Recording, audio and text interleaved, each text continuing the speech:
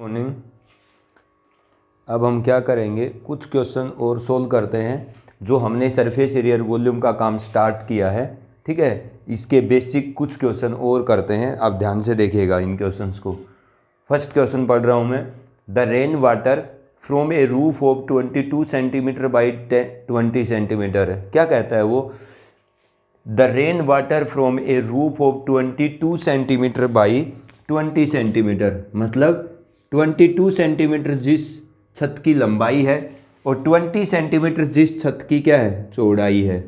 ये आपके पास एक छत है, ठीक है। इस छत पे पानी खड़ा है।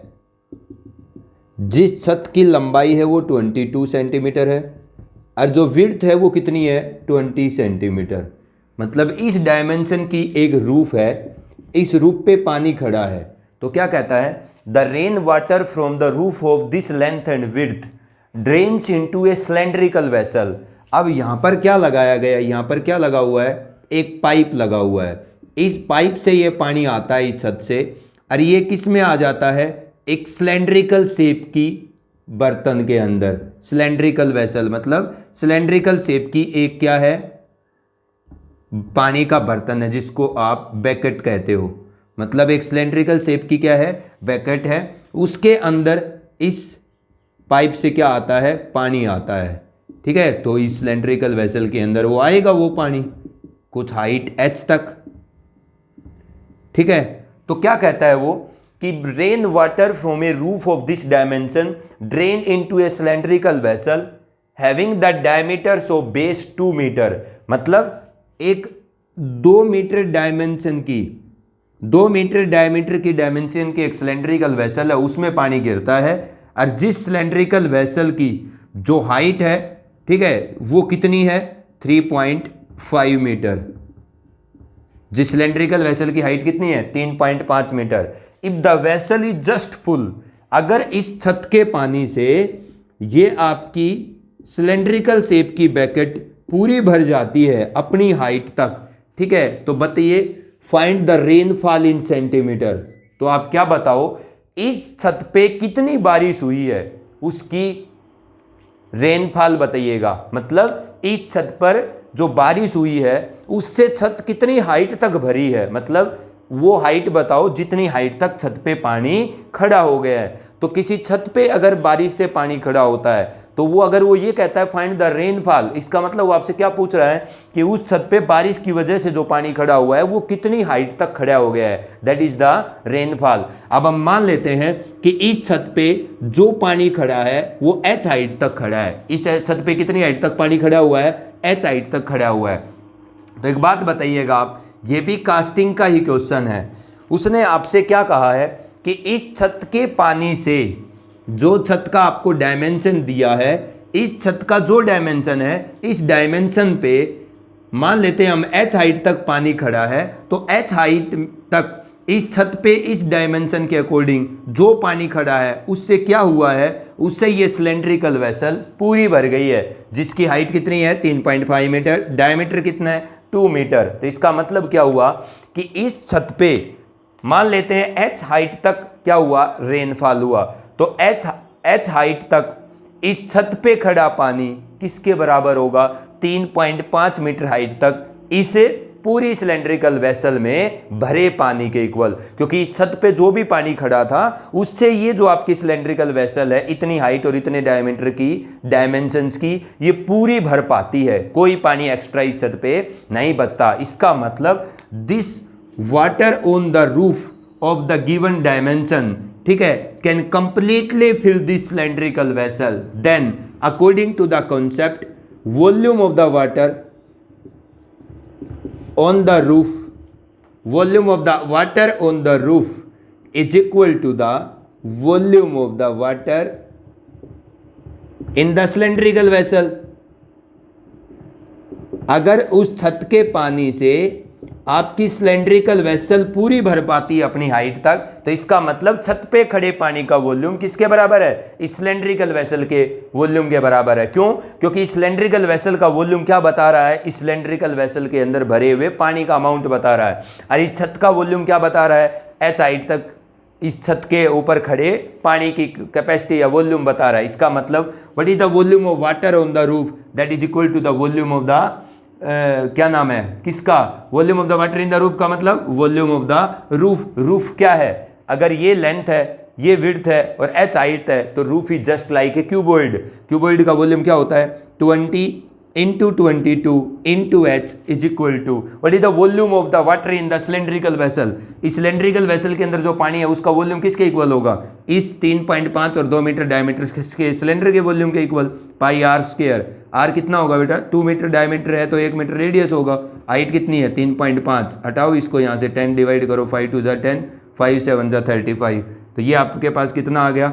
इस पाई को क्या लिखो आप 22/7, तो ये 22 से 22 कैंसिल, 7 से 7 कैंसिल, 1 का स्क्वायर 1, तो 20 into H is equal to कितना बेटा, ये 2 कट गया, ये 2 कैंसिल हुआ है नहीं, 1/2, तो इसका मतलब h is equal to 1/40 metre. इतनी हाइट तक पानी खड़ा हुआ है इस छत के ऊपर, क्योंकि अगर छत का सारा पानी इस बाल्टी को भर पाता है तो छत पे h हाइट पे खड़ा पानी इसको भर पाएगा, तो h हाइट तक छत का वॉल्यूम किसके बराबर होगा, इस 3.5 मीटर हाइट के सिलेंड्रिकल बकेट के वॉल्यूम के इक्वल। ठीक है, किसी सिलेंड्रिकल वेसल के अंदर जिसकी डायमेंशन गिवन है, किसी भी हाइट तक कितना पानी है वो उतने हाइट तक के उस वेसल के कैपेसिटी या वॉल्यूम के इक्वल होगा।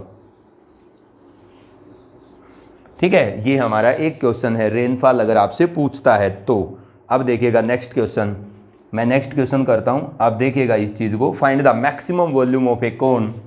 आप देखिएगा बेटा इस क्वेश्चन को, फाइंड द, क्या पूछ रहा है वो, find the maximum volume of the cone, find the maximum volume of the cone, find the maximum volume of the cone. क्या पूछ रहा है, volume of the cone that can be curved out of a, ये भी एक concept है, that can be curved out of A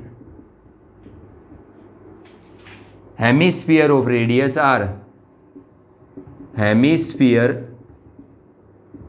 of a radius R. देखिए आप बेटा इसको, ये भी एक कॉन्सेप्ट है। ये क्या कहता है, आप उस बड़े से बड़े वॉल्यूम, कोन का वॉल्यूम बताइए जो which can be curved out, find the maximum volume of a cone that can be curved out of a hemisphere of radius R, मतलब एक आर रेडियस के हेमिस्फीयर से, ठीक है, कर्व्ड का मतलब कट, ठीक है, तो आप उस बड़े से बड़े कोन का वॉल्यूम बताइए जो एक आर रेडियस के हेमिस्फीयर से क्या किया जाता है, कट किया जाता है या उस में से निकाला जाता है कर्व्ड करके। इसका मतलब आप यूं सोचो कि आपके पास एक आर रेडियस का क्या है, हेमिस्फीयर है, तो आर रेडियस के हेमिस्फीयर से बड़े साइज का कोन किस साइज का कट होगा, मतलब बड़े से बड़ा कोन किस साइज का कट हो सकता है एक आर रेडियस के हेमिस्फीयर से। सोचिएगा आप, ये आपके पास एक आर रेडियस का क्या है, हेमिस्फीयर है, तो this is R, this is also R and this is also R. तो एक आर रेडियस के हेमिस्फीयर से बड़ा किस साइज का कोन कट हो सकता है बेटा, एक आर रेडियस के हेमिस्फीयर से बड़ा किस साइज का कोन कट हो सकता है, ऐसा कोन जिसकी वर्टिकल हाइट उस हेमिस्फीयर के रेडियस के इक्वल हो। देखो ये आपका जो कोन है ना, उसका जो बेस है वो इसके साथ कौन साइड करे, और आपके कोन की जो हाइट है बेटा वो कितनी हो, जितना आपका हेमिस्फीयर का क्या है, रेडियस है। ठीक है, तो ये आपका जो हेमिस्फीयर है, ठीक है, हेमिस्फीयर का सर्कुलर टॉप और आपके कोन का सर्कुलर बेस दोनों क्या कर जाने चाहिए, कोइंसाइड कर जाने चाहिए। ये आपका जो कोन का बेस, ये पूरा का पूरा क्या हो जाना चाहिए, कोइंसाइड कर जाना चाहिए। तो कोन का बेस और हेमिस्फीयर का बेस को टॉप कोइंसाइड करे, और जो आपका कोन का हाइट है वो कितना हो, जितना आपका हेमिस्फीयर का रेडियस हो। इस साइज का बड़े से बड़ा कोन आप इस हेमिस्फीयर में से कट कर सकते हो। तो इसका मतलब volume of the cone which can be curved out, which can be curved out, volume of the cone which can be curved out of a hemisphere,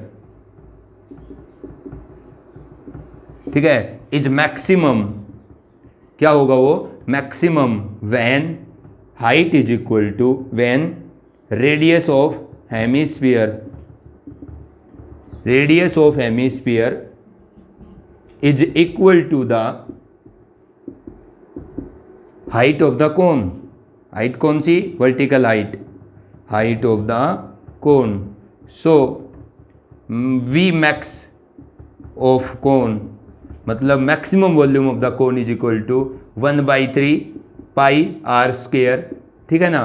कोन का वॉल्यूम मैक्सिमम कब होगा, जब कोन का रेडियस उतना ही हो जितना हेमिस्फीयर का रेडियस है, और कोन की हाइट कितनी हो जितना हेमिस्फीयर का रेडियस है, तो 1/3 pi R cube. This is the maximum volume of a cone which can be curved out of a hemisphere of radius R. तो बड़े से बड़े साइज का या बड़े से बड़े किस साइज का कोन आप एक आर रेडियस के हेमिस्फीयर से कट कर सकते हो, उस साइज का बड़े से बड़ा कोन हम आर रेडियस के हेमिस्फीयर से कट कर सकते हैं जिस कोन का रेडियस किसके इक्वल हो, हेमिस्फीयर के रेडियस के, और जिस कोन की हाइट किसके इक्वल हो, हेमिस्फीयर के रेडियस के। उससे बड़ा साइज का कोन हम कट नहीं कर सकते एक आर रेडियस के हेमिस्फीयर से। और उस कोन का अगर आपको वॉल्यूम कैलकुलेट करना है तो उस कोन की हाइट जो है वो किसके इक्वल कर दो, उसे हेमिस्फीयर के रेडियस के इक्वल। ठीक है, और उस कोन का रेडियस और हेमिस्फीयर का रेडियस कोइंसाइड कर दो। अब नेक्स्ट क्वेश्चन देखिएगा बेटा, थर्ड क्वेश्चन क्या कहता है वो आपसे, a conical vessel of the radius 6 centimetre and height 8 centimetre. A conical vessel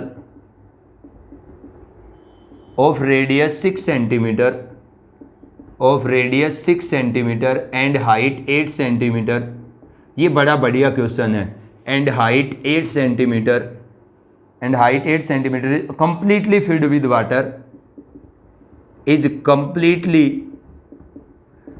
with water, ये पूरे तरीके से पानी से भरी गई है।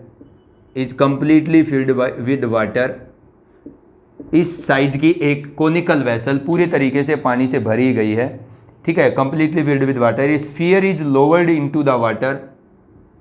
अब वो क्या कहता है, ए स्फीयर इज लोवर्ड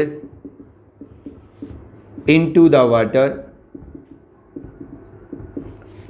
अब एक स्फीयर उस पानी के अंदर डुबोया जाता है, ठीक है, into the water, and it's size is such that,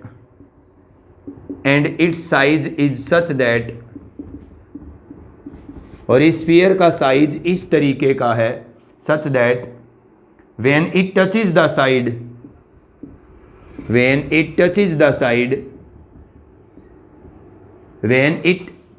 sides then it is just emerged। मतलब जब ये साइड्स को टच करता है ना, जब ये पूरे तरीके से बस डूबा हुआ ही होता है उस टाइम पर। ठीक है, तो what fraction of the water overflow, आपसे क्या पूछ रहा है, what fraction of the water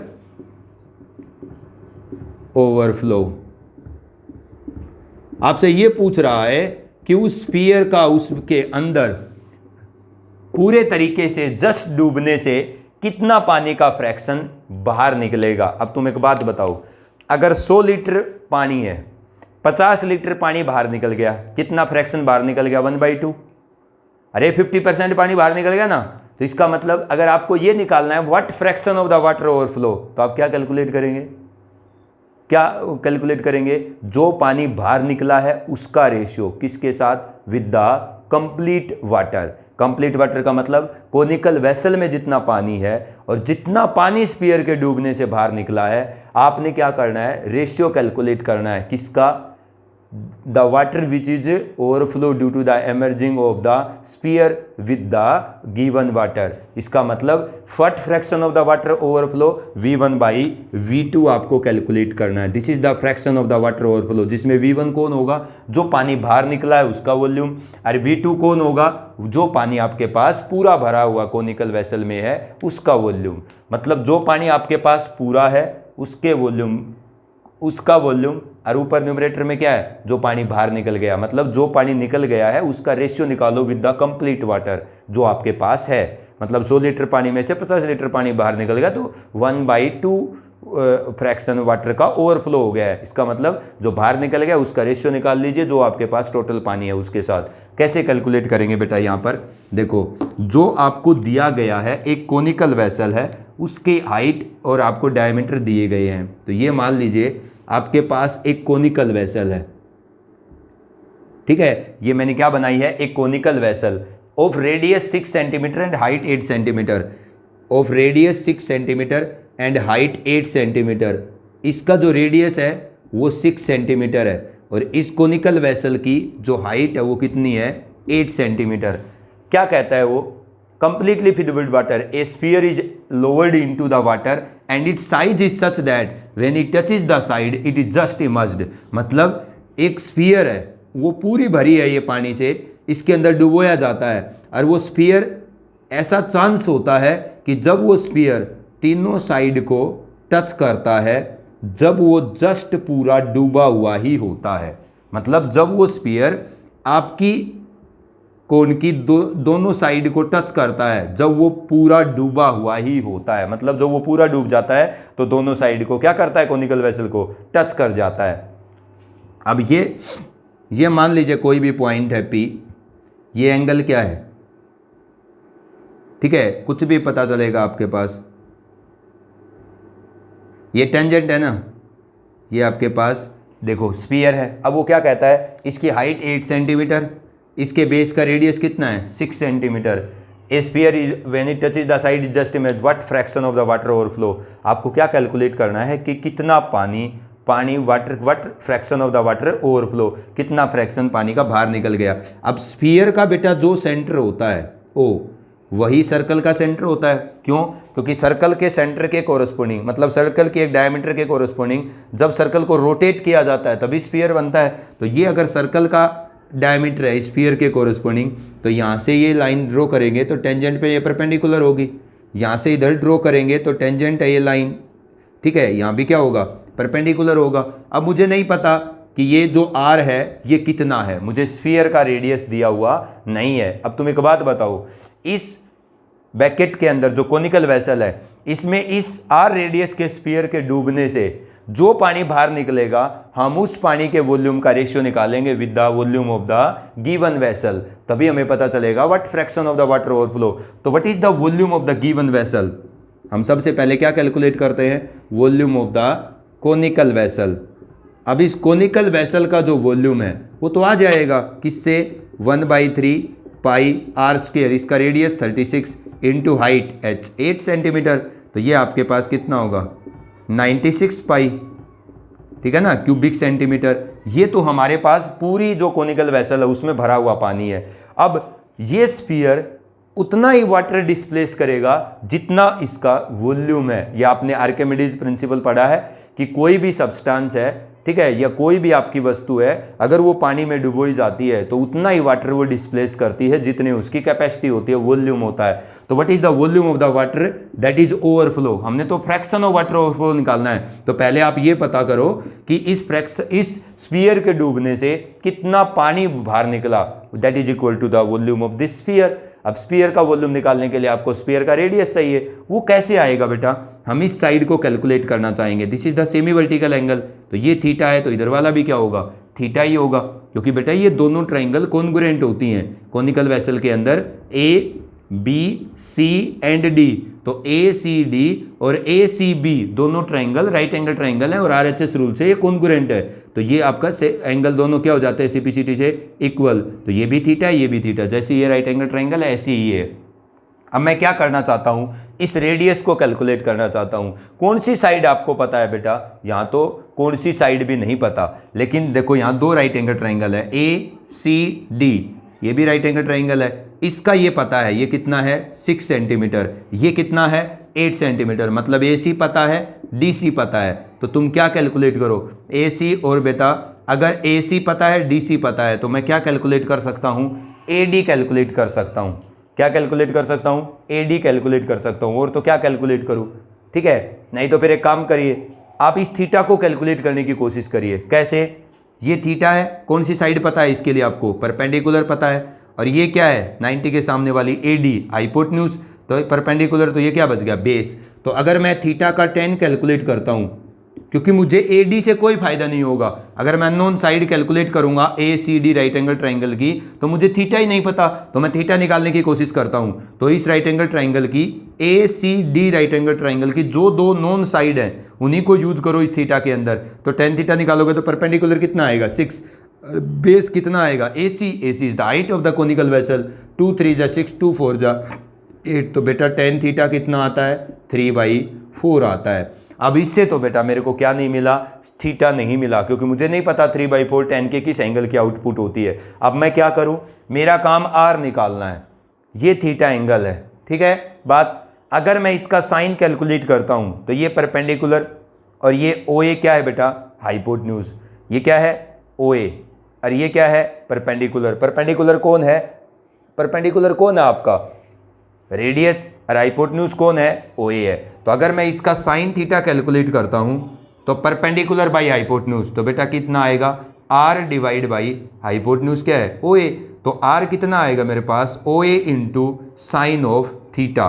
तो अगर मेरे पास tan थीटा है तो मैं साइन थीटा कैलकुलेट कर सकता हूं, कैसे, tan थीटा है तो ये परपेंडिकुलर बाई बेस का रेशियो है ना, तो परपेंडिकुलर 3K हो जाएगा बेटा, अरे बेस कितना हो जाएगा 4K। तो आपके पास हाइपोटेन्यूज का स्क्वायर क्या होता है, परपेंडिकुलर का स्क्वायर प्लस बेस का स्क्वायर, तो हाइपोटेन्यूज आएगा square root of 9K square plus 16K square, 25K square, hypotenuse आएगा 5K।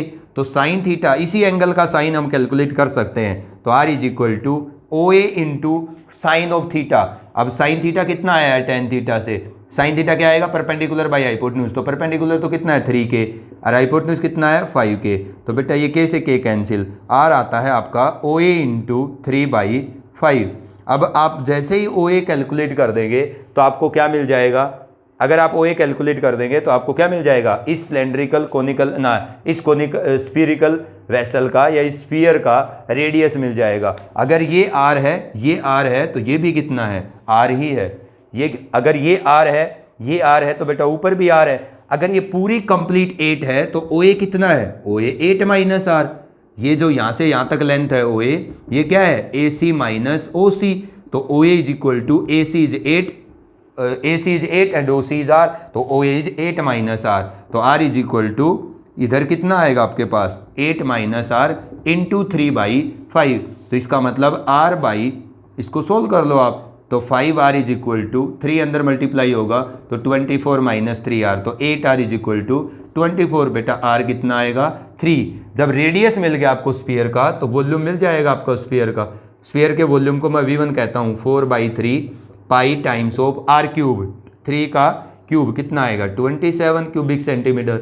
ये तो आपका this is the volume of the water that overflow, and this is the volume of the water in the complete vessel. तो what is the fraction of the water overflow, V1/V2, मतलब जो पानी बाहर निकला है उसका वॉल्यूम कितना है, वो 4π/3 into 27 divide by what is the volume of the water in the complete vessel, 96 pi, pi से पाई कैंसिल, ये कितना हो जाएगा आपके पास 3 9 जा 27, 3 3 जा 9, 3 2 जा 6। उसके बाद आपके पास ऊपर कितना है 4 इंटू 9, नीचे हो जाएगा 32 इंटू 3, 3 3 जा 9, 4 8 जा 32, इसका मतलब 3:8, ठीक है ना। तो this is the fraction of the water that is overflow from this A conical vessel, ठीक है। अब आपको मैं जो होमवर्क दूंगा कल क्वेश्चन लिख कर, आपको आज क्वेश्चन लिख करके वही क्वेश्चन आपको होमवर्क में करने हैं, ठीक है।